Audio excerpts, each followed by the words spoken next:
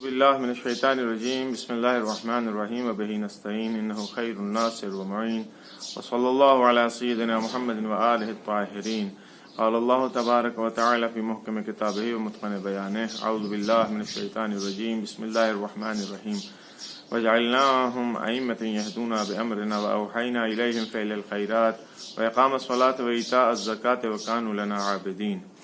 عزیزان محترم، آج 25 شوال ہے، سال روز شہادت امام صادق علیہ السلام۔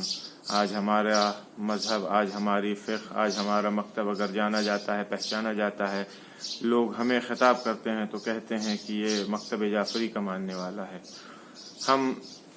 یہ شرف ہم تمام لوگوں کو حاصل ہے کہ ہم اپنے آپ کو فقہ جعفری سے، مکتب امام صادق علیہ السلام سے منتسب کرتے ہیں۔ ہمارے تمام ائمہ عالم تھے، ہمارے تمام ائمہ نے وہی کام انجام دیا ہے جو امام صادق علیہ السلام نے انجام دیا، لیکن امام صادق علیہ السلام کا نام برجستہ اور بارز ہے۔ اس سلسلے میں ہمیں آج پہچانا جا رہا ہے تو کوئی ہمیں کسی دوسرے امام کے نام سے نہیں بلکہ امام صادق علیہ السلام کے نام سے پہچانتا ہے۔ آج کا دن عزا کا دن ہے، آج کا دن امام کی شہادت کا دن ہے، آج کا دن وہ دن ہے جب مدینے میں کوہرام برپا تھا۔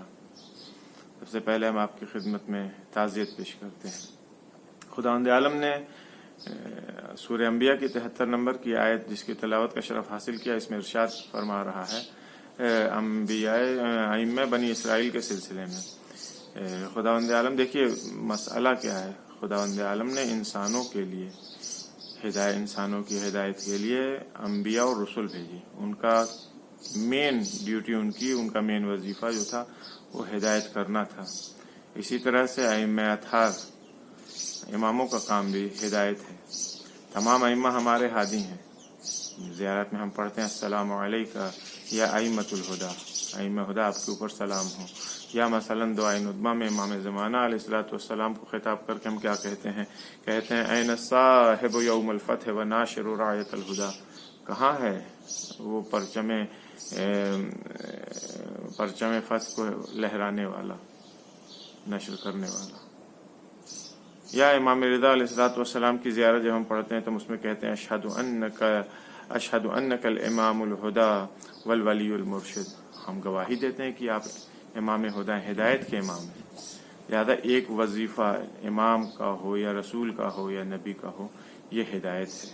خداوند عالم نے اس 73 نمبر کی آیت، سورہ انبیاء کی 73 نمبر کی آیت میں اس بات کو بتایا ہے کہ ہم نے بنی اسرائیل میں سے کچھ لوگوں کو امام بنایا ہے، ائمہ قرار دیا ہے، وجعلناہم ائمہ، خوب بنا دیا۔ اور اس کے بعد 5 ڈیوٹیز ان اماموں کی خداوند عالم نے اسی آیت میں بیان فرمایا۔ وہ 5 ڈیوٹیز کیا ہیں، 5 وظیفے ان کے کیا ہیں؟ یہدون بامرنا، پہلا وظیفہ تو جو سب سے زیادہ امپورٹنٹ ہے، یہدون بامرنا ہے۔ ان کا کام ہے کہ یہ ہماری طرف یعنی اللہ کی طرف لوگوں کی ہدایت کریں، خود اللہ کے بامرنا، ہمارے حکم سے ہماری طرف ہدایت کریں لوگوں کی۔ پھر اس کے بعد سے اوحینا الیہم فعل الخیرات، ہم نے ان کے اوپر وحی کیا ہے، کس چیز کی؟ فعل خیر کی، اچھے کاموں کی، ہمیشہ اچھے کام انجام دے۔ جب یہ اچھے کام انجام دیں گے تو لوگوں کو بھی اچھے کام کی طرف ترغیب دلائیں گے۔ اس کے بعد اقام الصلاۃ، نماز قائم کرنے کے، خود بھی نماز پڑھیں گے، دوسروں کو بھی نماز پڑھنے کے لیے کہیں گے۔ وایتاء الزکوٰۃ، خود بھی زکوٰۃ ادا کریں گے، اور جو رقوم شرعیہ ہے، رقوم الہیہ ہے، جو حق ہے ادا کرنے کا، جو چیزیں وہ خود بھی ادا کریں گے اور دوسروں کو بھی ہدایت دیں گے کہ اس رقومات الہیہ کو ادا کریں۔ اس کے بعد وکانوا لنا عابدین، یہ 5ویں ڈیوٹی ہے ان کی۔ یہ لوگ کسی اور دوسرے کی عبادت نہیں بلکہ میری عبادت کریں، ہمارے عابد ہیں، ہماری عبادت گزار ہیں۔ یہ عبادت، یہ ہدایت جو ہے، یہ تمام انبیاء اور ائمہ کا شیوا رہا ہے۔ لیکن آج جس سلسلے میں گفتگو کرنی ہوئی ہے کہ امام صادق، تمام انبیاء ہمارے، تمام ائمہ ہمارے ہادی ہیں، اس میں کوئی شک نہیں، لیکن امام صادق علیہ السلام نے اپنے زمانے میں کس اعتبار سے ہدایت فرمائی ہے معاشرے کی، سماج کی اور لوگوں کی، سلسلے میں گفتگو بہت زیادہ ہے۔ ہدایت سے کسی ایک خاص محدود فیلڈ میں نہیں ہے، کسی ایک خاص دائرے کے اندر نہیں تھی، بلکہ کبھی ہدایت جو تھی وہ اعتقادی تھی، کبھی ہدایت جو تھی وہ اخلاقی تھی، کبھی ہدایت اجتماعی اور سماجی اعتبار سے تھی، کبھی ہدایت جو ہے وہ سیاسی اعتبار سے ہے۔ آئیے دیکھتے ہیں، جتنا مختصر سے وقت میں دیکھتے ہیں کہ ہم کن باتوں کی طرف اشارہ کر سکتے ہیں۔ سب سے پہلا مرحلہ جو ہے وہ اعتقادات کے مسائل میں ہدایت کرنا۔ منحرف ہے کہ انسان اس کو راہ راست کے اوپر لے کر کے آنا ہے۔ امام صادق علیہ السلام کے زمانے میں بھی اس طرح کے مسائل بہت زیادہ تھے، اعتقاداتی مسائل پیش آئے۔ ہر زمانے میں آج بھی ہے۔ پہلے کے زمانے میں گفتگو محدود ہوا کرتی تھی، خاص اجتماع میں ہوتی تھی، خاص لوگوں کے درمیان میں ہوتی تھی، بہت زیادہ لوگوں تک اس کی خبر نہیں پہنچ پاتی تھی۔ لیکن اب چونکہ زمانہ انٹرنیٹ کا ہے، سوشل میڈیا کا ہے، ترقی یافتہ زمانہ ہے، بات زبان سے نکلنے کے پہلے ہی منتشر ہونا شروع ہو جاتی ہے۔ امام صادق علیہ السلام کے زمانے میں بھی یہی تھا۔ ایک شخص، ایک جوان آتا ہے امام صادق علیہ السلام سے آ کر کے ایک شبہ بیان کرتا ہے۔ امام صادق علیہ السلام سے آ کر کے کہتا ہے کہ فرزند رسول، ابن رسول اللہ، میں خدا کو نہیں مانتا، میں اللہ کا منکر ہوں۔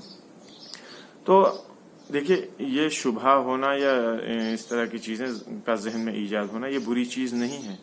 پہلے بھی ہوتے تھے، آج بھی ہوتے ہیں۔ اب تو بہت زیادہ کچھ شبہات جو ہمارے لوگوں کے ذہن میں ایجاد ہوتے ہیں اب تو دوسروں کی طرف سے بھی الغار ہے، حملے ہیں۔ تو کبھی بھی شبہات سے اور اشکالات سے اور اعتراضات سے گھبرانا نہیں چاہیے۔ خاص طور سے جوانوں کو مسائل پیش آتے ہیں، اشکالات اور شبہات پیش آتے ہیں، لیکن کبھی بھی ان چیزوں سے گھبرانا نہیں چاہیے۔ نہیں اس کے کسی کا شکوہ اور کسی کے شبہات کو سن کر کے ناراض ہونا چاہیے، نہیں یہ جسارت کر دیا، یہ بدتمیزی کر دیا۔ آنے والا آتا ہے، جوان تھا، آپ کے امام صادق علیہ السلام سے کہتا ہے کہ فرزند رسول، ابن رسول اللہ، میں اللہ کو نہیں مانتا، میں اللہ کا منکر ہوں۔ ہم آپ اگر ہوتے، ہمارے سامنے کوئی آ کے اس طرح کی بات کہ اللہ کی تو چھوڑ دیا، اللہ کو کے سلسلے میں ہم لوگ اتنا حساس نہیں، لیکن آ کر کے کوئی ابھی ہمارے سامنے کہہ دے ہم مثلا فلاں امام کی فلاں فضیلت کو ہم نہیں مانتے، منکر ہیں ہم اس کے، ہمارا ری ایکشن کیا ہوگا؟ ہم مارنے کاٹنے کے لیے تیار ہو جائیں گے اس کو۔ یہ غلط چیز ہے۔ ممکن ہے یہ جاہل ہو، نہیں معلوم ہے، اسے معرفت نہیں رکھتا ہو۔ ہمارا کام ہے کہ ہم اس کی اصلاح کریں، اس کی ہدایت کریں، اور اچھے طریقے سے۔ پہلی چیز تو یہ کہ غور سے اس کو سنیں، پھر اس کے بعد سے اس کی مشکل کو حل کریں۔ امام صادق علیہ السلام سے جب جوان نے کہا ہے کہ میں اللہ کو نہیں مانتا، تو امام نے کہا ٹھیک ہے بیٹھو ایک منٹ۔ بیٹھا امام نے کہا کہ یہ بتاؤ کیوں نہیں مانتے ہو، تمہاری دلیل کیا ہے؟ تو اس نے کہا کہ فرزند رسول، میں جس چیز کو نہیں دیکھتا ہوں میں ان چیزوں کے اوپر ایمان اور عقیدہ نہیں رکھتا ہوں، میرا عقیدہ نہیں جب تک کہ میں ان چیزوں کو دیکھ نہ لوں۔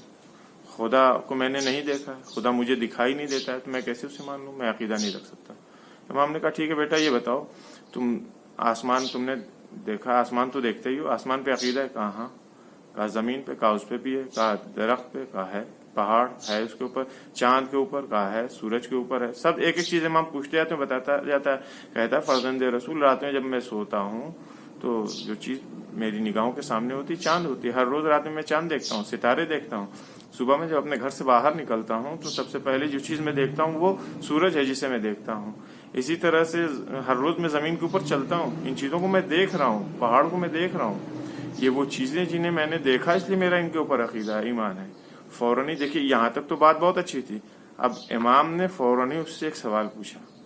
یہ طریقہ امام بتا رہے ہیں ہدایت کا ہمیں، کہ ہمیں کیسے کس کی ہدایت کرنی ہے۔ امام نے فوراً ہی اس سے پوچھا کہ یہ بتاؤ، یہ ساری چیزیں جو تم نے دیکھی ہیں یہ حادث ہیں یا قدیم ہیں؟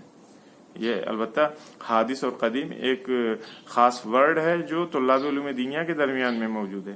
اس کو اگر عام زبان میں کہا جائے تو امام نے اس سے پوچھا کہ یہ چیزیں جو تم نے دیکھی ہیں یہ شروع سے ہیں، یعنی روز ازل سے ایسے ہی ہیں، یا کہ کسی بنانے والے نے بنایا ہے، یعنی خود بخود بن گئی ہیں یا کسی نے بنایا ہے؟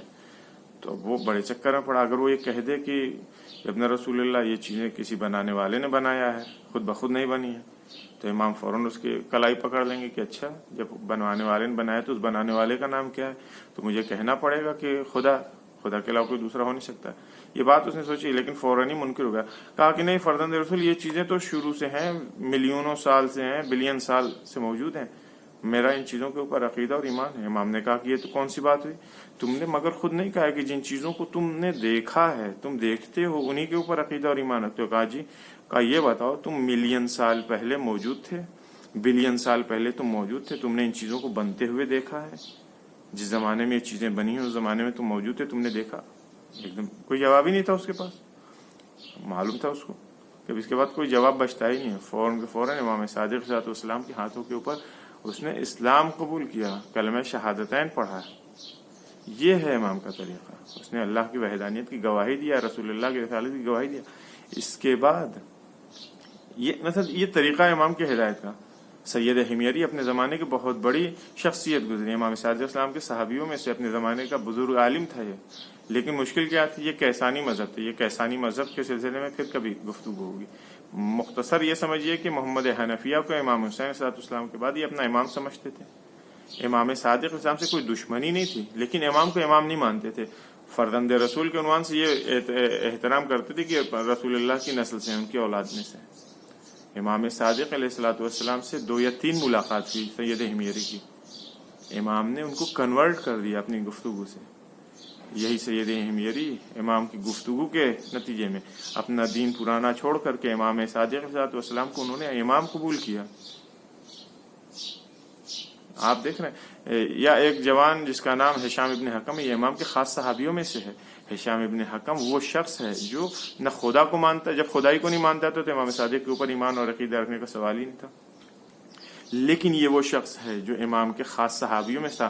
یہ وہ جوان ہے جس کو امام مناظرے کے لیے اپنی طرف سے، جب کلامی مناظرے ہوتے تھے، اعتقادات کے سلسلے میں ہوتے تھے، تو امام ہشام ابن حکم کو بھیجتے تھے اپنی طرف سے مناظرے میں لوگوں کے سامنے. تو یہ ہشام ابن حکم صرف 2 میٹنگ، 2 ٹاک سیشن کہہ لیجیے، آپس میں گفتگو کا سیشن امام نے اس جوان کے ساتھ، ہشام ابن حکم کے ساتھ 2 بار گفتگو کیا، جس کے نتیجے میں ہشام ابن حکم امام کا خاص صحابی، خاص شاگرد ہوا ہے. اور اس سے بڑا کلامی اس زمانے میں کوئی نہیں تھا. یہ امام کا طریقہ. امام کیسے ہدایت کر رہے ہیں. یہ مسائل، یہ باتیں میں نے بیان کی، یہ سب اعتقادات کے سلسلے میں. لیکن سوشل اور اجتماعی مسائل میں، اخلاقی مسائل میں امام کا کیا طریقہ ہے؟ بہت معمولی سی چیزیں. ہم تمام لوگوں کو آپ نے دیکھا ہے کہ ہم سب چونکہ جیسے قرآن میں موجود ہے نا لا تقربوا الصلاۃ، تو ہم بہت سارے جو نماز نہیں پڑھنے والے ہوتے ہیں وہ اسی کو پکڑ کے بیٹھ جاتے ہیں کہ نہیں صاحب خدا نے قرآن میں خود کہا ہے کہ لا تقربوا الصلاۃ، نماز نہ پڑھو، لہذا وہ نماز نہیں پڑھتے، اس کو اپنی دلیل بناتے ہیں. بھائی آگے پیچھے بھی دیکھ لو اس آیت کی کیا موجود ہے. لا تقربوا الصلاۃ وانتم سکارى، جب مستی کے عالم میں ہو، نشے کے عالم میں ہو تو نماز کے نزدیک بھی نہ جاؤ. لیکن ان کو بعد والے جملے سے مطلب نہیں ہے، ان کو اپنے کام والے سے مطلب ہے. جو جملہ ان کے کام کا بس اسی سے مطلب ہے. اسی طرح سے ہمارے درمیان بھی آج بھی شروع سے بہت سارے افراد ہیں، خدا نے اللہ نے روزی کا وعدہ کیا ہے، اللہ پیٹ بھرنے کا وعدہ کیا، روزی دینے کا وعدہ اللہ نے کیا ہے، تو پھر ہم کچھ بھی کریں نہ کریں پڑے رہیں گے. اللہ نے جو وعدہ کیا تو اتنا وعدہ پورا کرے گا. اچھی چیز ہے، خدا کے اوپر عقیدہ رکھیے، لیکن یہ والا وعدہ خدا اس طرح سے کبھی بھی پورا نہیں کرے گا. ایسے لوگوں کی دعائیں قبول نہیں ہوتی ہیں. پہلے بھی میں بیان کر چکا ہوں ان چیزوں کو. ایک شخص آتا ہے امام صادق علیہ السلام کی خدمت میں، کہتا ہے فرزند رسول میرے لیے دعا کر دی کہ خدا بغیر زحمت کے، بغیر محنت کے مجھے پیسے دے دے، دولت دے دے. ہے نا یہ بیماری، ہم بغیر کچھ کیے دولت حاصل کرنا چاہتے ہیں. بھائی بغیر محنت کیے کچھ بھی حاصل نہیں ہوتا. وَلَيْسَ لِلْإِنسَانِ إِلَّا مَا سَعَى، جتنا انسان محنت کرتا ہے اتنا اسے حاصل ہوتا ہے. محنت نہیں کرے گا کچھ بھی حاصل نہیں ہوگا. ایک چیٹی دیکھیں، معمولی سی چیٹی اپنی اوقات، اپنے جسے، اپنے وزن سے زیادہ کا سامان وہ اٹھا کر کے لے جاتی ہے. گرمیوں کے موسم میں لگاتار محنت کرتی ہے جاڑے کے موسم کے لیے. ہم کو کم سے کم چیٹی سے سیکھنا چاہیے. امام نے فوراً اسٹریٹ فارورڈ جو اس کا جواب دیا. امام نے کہا نہیں میں تمہارے لیے دعا نہیں کروں گا، یہ کوئی طریقہ نہیں ہے. آپ جا کر کے محنت کیجئے، کام کیجئے. دوسرا ایک شخص آتا ہے، کہتا فرزند رسول دعا کر دیجئے کہ خدا ہم کو حج خانہ کعبہ نصیب کرے، حج کی سعادت ہم کو نصیب فرمائے. ہم حج کرنا چاہتے ہیں، لیکن کیا کروں، عیالوار ہوں، میرے بہت بالآخر بچے زیادہ ہیں، بیوی ہے، گھر کا خرچہ زیادہ ہے، میں مقروض ہوں، آپ ہمارے لیے دعا کیجیے. امام نے کہا ہاں ٹھیک ہے، تم کام کرو، کوشش کرو، محنت کرو، میں تمہارے لیے دعا کروں گا. امام نے ایک دعا اس کو بیان فرمائی جو ہمارے کام کی بھی ہے، آپ کے کام کی بھی. امام نے اس سے کہا کہ ہر روز نماز کے بعد یہ دعا پڑھا کرو، اللہم صلی علی محمد وآل محمد وقض دین الدنیا و دین الآخرہ. یہ امام علیہ السلام نے اس کو دعا تعلیم کی کہ ہر روز نماز کے بعد اس دعا کو پڑھا کرو کہ اللہم صلی علی محمد وآل محمد وقض عنی دین الدنیا و دین الآخرہ. خود امام بیان کرتے ہیں کہ دین دنیا سے مراد یہ تمہارا دنیا کا قرض ہے جو مقروض ہو، خدا اس کو ادا کرے گا. اور دین آخرت وہی چیز جو تم چاہتے ہو، یعنی حج کرنا چاہتے ہو. دین آخرت جو ہے یعنی آخرت کا قرض، یہ حج ہے.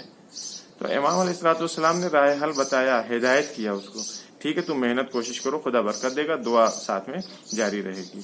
ये इमाम की हिदायत का तरीका है।